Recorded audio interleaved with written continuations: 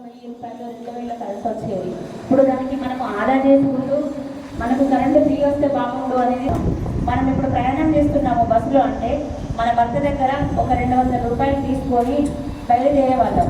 కట్నము function ఉంటే కట్నం, ఇప్పుడు అలా కాదు, కట్నం వరకే మన డబ్బులు. ఇలాగే మన మహిళా సంఘాలలో కూడా ప్రతి ఒక్కరు లోన్ తీసుకొని యాక్టివిటీ చేస్తున్నారు. మా దాంట్లో కూడా పచ్చళ్ళు తయారు చేస్తున్నారు, మన వాణినగర్లో వంటలు చేస్తున్నారు. ఫుడ్ విషయంలో చాలా వరకు మా వాణినగర్లో అభివృద్ధి ఉంది. ఇంకేమైనా మీకు చేయాలని ముందుకు వస్తే ఖచ్చితంగా రండి, మేము సహాయం చేయడానికి రెడీగా ఉన్నాము.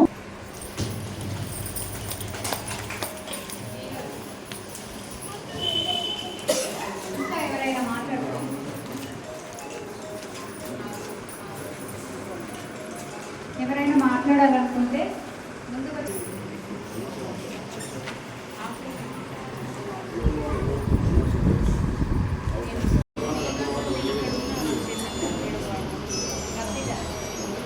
పాట నుంచి ఇందిరమ్మ ఇల్లు పథకంలో భాగంగా L1 3 లిస్టులు ఉంటాయి మనకి, L1, L2, L3 అని. L1 అంటే ఏంటంటే ఇంటి స్థలం ఉండి ఇల్లు కట్టుకోవడానికి సిద్ధమైన వాళ్ళు. సో అందులో భాగంగా మన వార్డు నుంచి 39 మంది పేర్లు వచ్చినాయి. సో అది దశల వారీగా ప్రభుత్వం వాళ్ళందరికీ న్యాయం అది ఇంటి స్థలం కూడా లేని పేదలకు ఉచితంగా ఇల్లు ప్రభుత్వమే కట్టిస్తుంది. సో అది కూడా అవి 167 167 ఇల్లు మనకి మన వార్డు నుంచి మంజూరయ్యాయి. సో అది కూడా మనకి త్వరలో ప్రభుత్వం అందజేస్తుంది. అందులో భాగంగా ఏప్రిల్ 2, 2026 అంటే ఈ రోజు రాష్ట్ర వ్యాప్తంగా కూడా వార్డు సభలు నిర్వహించాలని చెప్పి మనకు ఆదేశాలు ఉన్నాయి. ఈ వార్డు సభల్లో మనం ముఖ్యంగా చర్చించవలసినటువంటి అంశాలు, ఎజెండాలో ఉన్న అంశాలు ఏంటంటే రాష్ట్ర ప్రభుత్వం ఏ పథకాలు అయితే ప్రజలకు లబ్ధి పొందాలని చెప్పి ప్రవేశపెట్టిందో వాటి యొక్క ప్రాముఖ్యతని డిస్కస్ చేయడం, ఆ లబ్ధిదారుల నుంచి కూడా మనము సలహాలు సూచనలు ఏమైనా ఉంటే తీసుకోవడం. అందులో ప్రధానంగా మనందరికీ తెలుసు ఇందిరమ్మ ఇల్లు. ఎవరైతే ఇప్పుడు మనకు అందరికీ తెలుసు బేసిక్ నెసెసిటీస్ అంటే ఫుడ్తో పాటు షెడ్. కార్యక్రమంలో భాగంగా ఈరోజు మా 43 వార్డులో సభ ఏర్పాటు చేసి ప్రజల సమస్యలు తెలుసుకొని ప్రభుత్వం ద్వారా లబ్ధి పొందిన అధిక పథకాలు మహాలక్ష్మి పథకం, ఇందిరమ్మ ఇండ్లు, 200 యూనిట్ల వరకు ఉచిత కరెంటు, 500 గ్యాస్ సిలిండర్లు, రేషన్ కార్డుల పంపిణీ, సన్నబియ్య పథకం, రాజీవ్ ఆరోగ్యశ్రీ పథకం ద్వారా సీఎం రేవంత్ రెడ్డి గారు ఈ పథకాలను ప్రవేశపెట్టి ప్రజలకు లబ్ధి చేకూరే విధంగా చేయడం జరిగింది.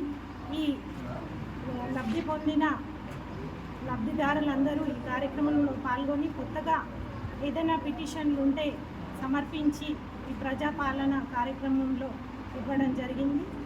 దీన్ని త్వరగా మాకు సాధ్యమైనంత త్వరగా పరిష్కారం చేసుకొని వాళ్ళందరికీ లబ్ధి చేరే విధంగా కృషి చేస్తామని తెలియజేసుకుంటున్నాము. Thank you.